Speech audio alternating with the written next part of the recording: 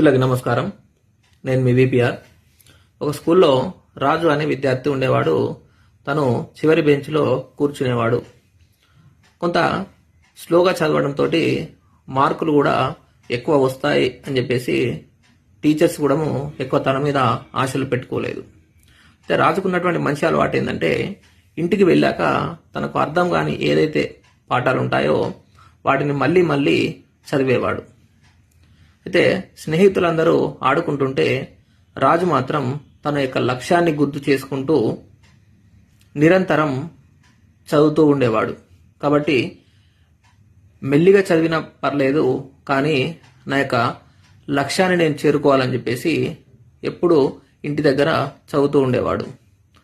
చివరికి పరీక్షా ఫలితాలు రావడంతో అందరికంటే ఎక్కువ మార్కులతోటి రాజు పాస్ కావడం జరిగింది.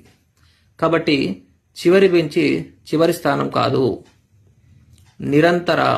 నిరంతరంగా చదవడమే మన యొక్క ప్రతిభకు కొలమానంగా మనము అనుకోవచ్చు.